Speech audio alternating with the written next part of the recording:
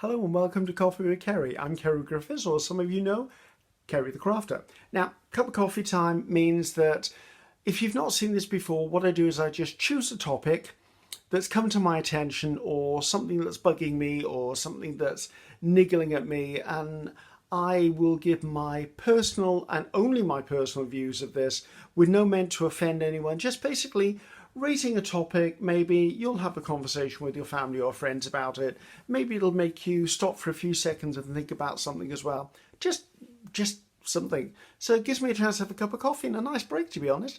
I'd love a chalky biscuit, but I'm not going to eat one now because I'd probably choke on screen if I'm drinking my coffee. And for once I learnt to wait before I suck my coffee, so I didn't burn my lips. So this month's conversation is something that I've realised over time with technology that I didn't realise was happening, and now I think it's probably too late to do anything about it. And that is auto spell or predictive text. I was never the greatest at spelling in school, and I did struggle. I tended to spell words as I said them. Is that phonetic? Maybe it's not. So the way I spelt was, if I said different, I would spell rent. No, regardless of duplicates of letters. That's just the way my brain did it. It broke it down into its composite parts. Excuse me. And then obviously that was wrong, and I did learn to spell, and I was never great at it. However, when I started getting a laptop, of course, there was auto spell.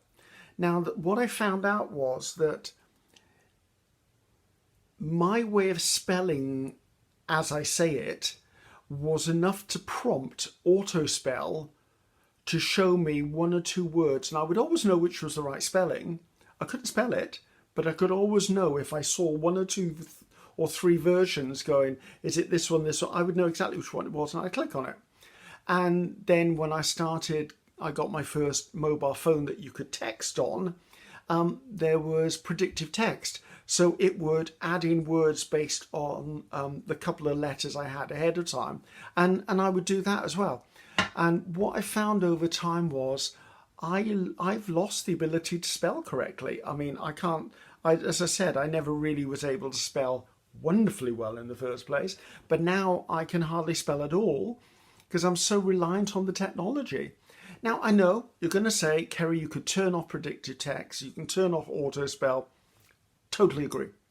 However, I have now relied on that technology to the extent that I want to answer emails quickly. I want to write documents quickly. I want to do text quickly. I want to do social media quickly. If I have to stop every time I'm typing something to think, how do I spell that? Is that right? Is that not right? And then I bear the risk of sending out a letter or a text or a post, and I've misspelled something in a way that's changed the conversation or the sentence to mean something it's not supposed to mean, or it just makes me look like an numpty. If I'm writing an email to a business, or I've been contacted by, say, a TV company over something, and I'm writing something back to them, if they receive something where the spelling and grammar is absolutely atrocious, they're going to go, why do I want to hire this person? And I can't say I pride myself on English language, because I can't say I'm that brilliant at it, but I like to make sure I reread things before I send them so that they make common sense, they mean what I mean them to say, and I don't assume that the predictive text has actually put the right word in. And very many times I have read something and gone, yep, that's right, and sent it. And when someone's replied to it and I read my own message in the first place, I've gone, how didn't I notice that bit? How didn't I notice that? And so for me, I find that if I'm reading something I've just written, my mind puts the words in that I've missed. So I think I've read it. It's a funny one. But the point I'm trying to get at is I think we rely too much on software to spell things correctly that we've now got to the point where a lot of people don't even proofread what they send.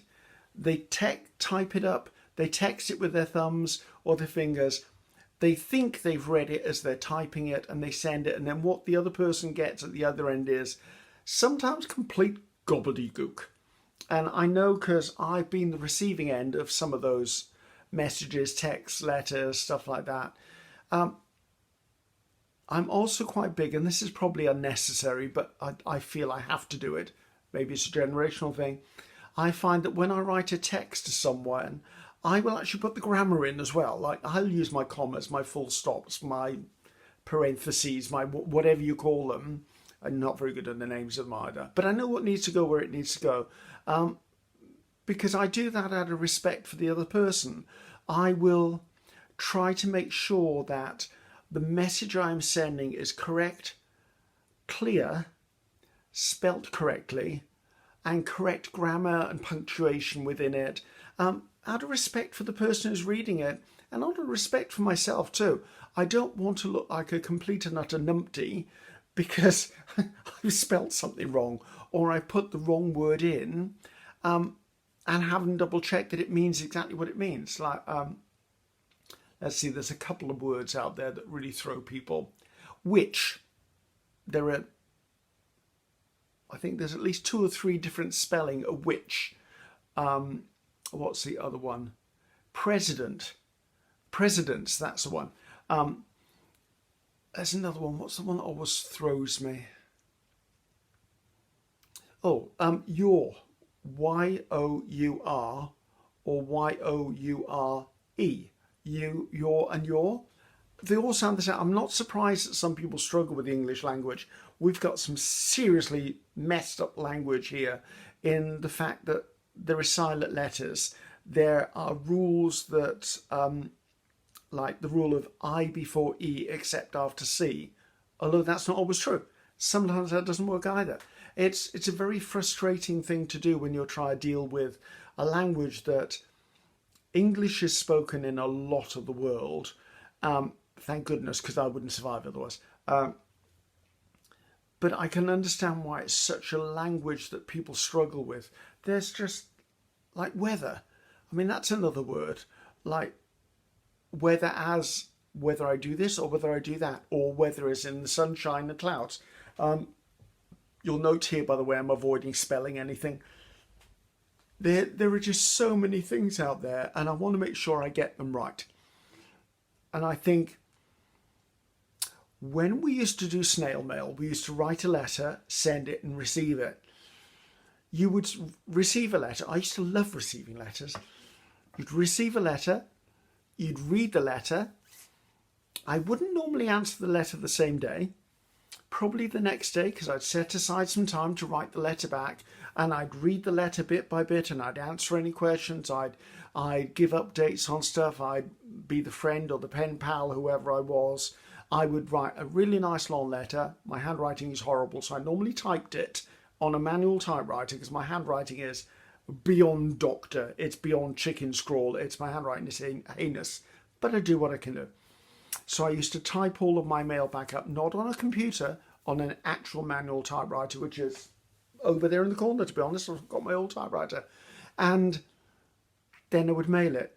Now, what's happened in this past generation, and maybe a generation before actually, is we send stuff via email and we expect it to be answered that quickly.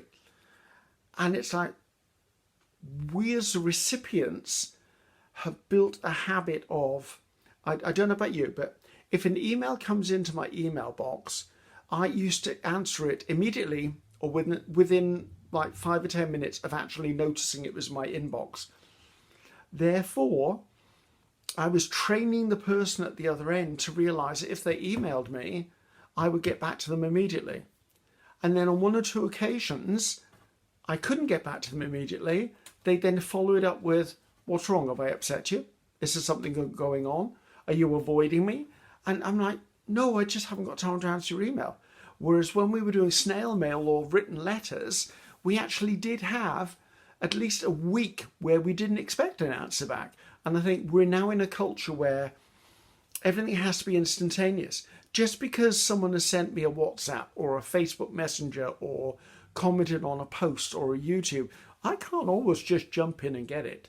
I have a busy life like the rest of us. And I think we all need to understand that people can't always get back to you instantly. I mean, maybe give someone 24 hours to get back to you. I mean, that's a realistic term in my opinion.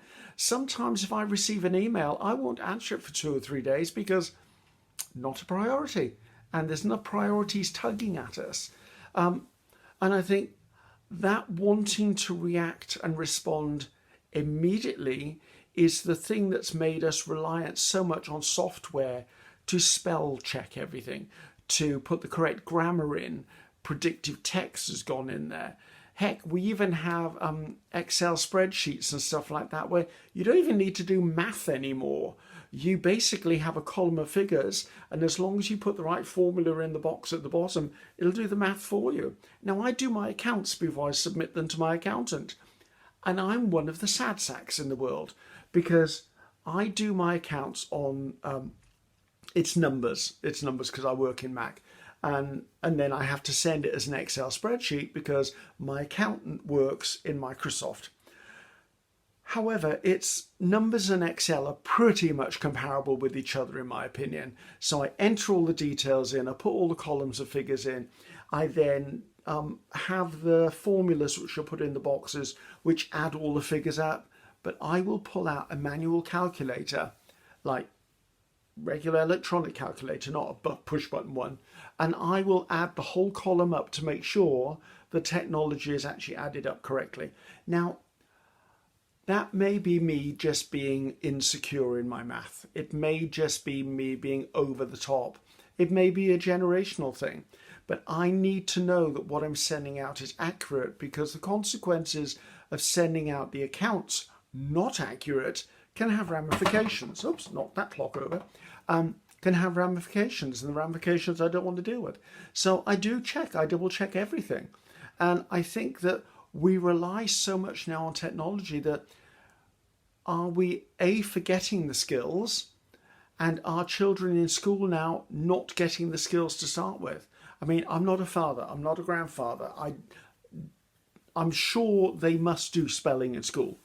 But at what point do they go from English spelling, grammar, punctuation to working on an iPad or a computer where it's done for them? I don't know where that switchover happens. And is it enough of an educational journey to embed those skills?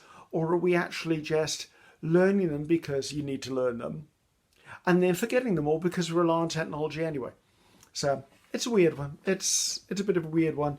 But yes, I think spell check and predictive text has definitely killed my spelling skills. I wasn't good at it in the first place.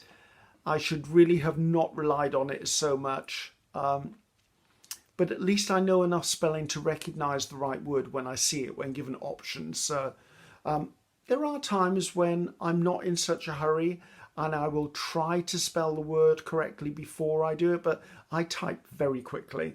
And usually I'll type a whole sentence and then go back and read it and then find I've written complete gobbledygook because I've misfired on the finger hits. So there you go.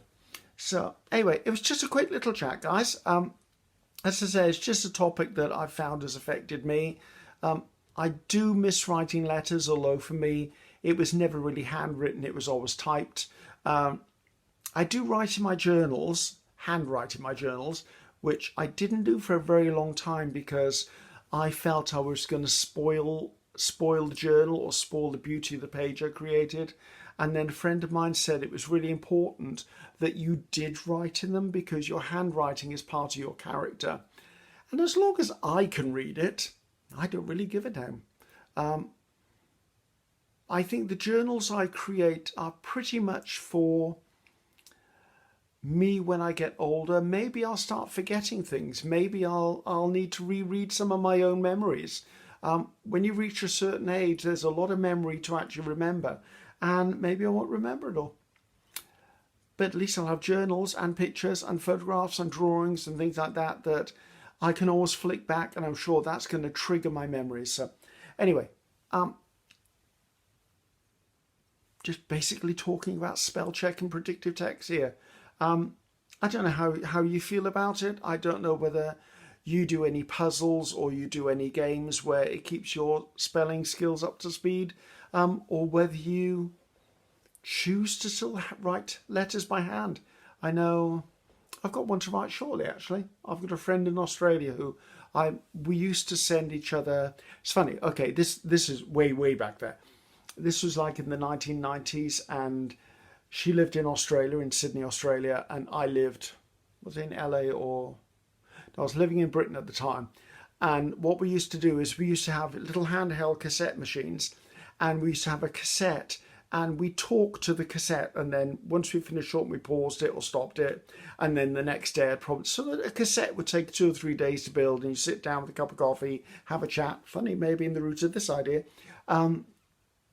talk about what we were going through, whatever, and then we'd mail each other a cassette, and then that would just be like having a sit down chat with someone. You'd sit there, I'd put my headphones on and plug in my, I think it was my Sony Walkman back then, and I'd listen to my friend in Australia, and she'd tell me what's going on, and then I'd make a few notes, and then I'd make another cassette. We used to do that once a month all the time, and it was just an alternative to writing, to be honest with you. But it was nice to hear her voice, nice to hear background noises, and you can tell a lot by listening to the way someone speaks as to how they're really doing and how they really feel. So anyway, I diverted. I was saying goodbye, wasn't I? So, okay, guys, until next time. Not sure what the next topic is. I have to think about that one for a bit. So take care, have a great time, and happy spelling.